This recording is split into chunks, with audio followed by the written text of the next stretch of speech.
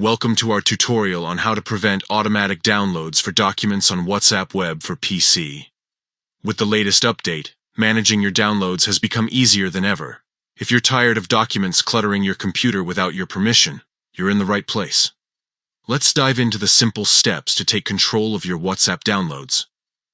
First, open WhatsApp Web on your PC. You can do this by visiting web.whatsapp.com in your browser. Once you're logged in, you'll see your chats and the familiar WhatsApp interface. Next, look to the left side of the screen. You'll notice a menu with various options. Find and click on the Settings icon.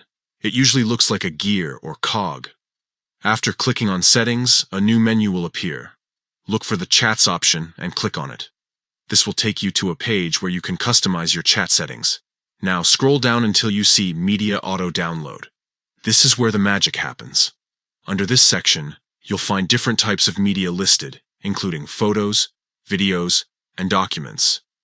To stop documents from downloading automatically, simply uncheck the box next to Documents. It's that easy. By doing this, you're telling WhatsApp not to download any documents without your permission. And there you have it. You've successfully prevented automatic downloads for documents on WhatsApp Web. Now, when someone sends you a document, you'll have the choice to download it or not. This gives you more control over your storage space and ensures that only the files you want are saved to your computer. Remember, you can always change this setting back if you decide you want automatic downloads in the future. Just follow the same steps and check the box next to Documents again. We hope this tutorial has been helpful. Enjoy your newly optimized WhatsApp Web experience, and thanks for watching.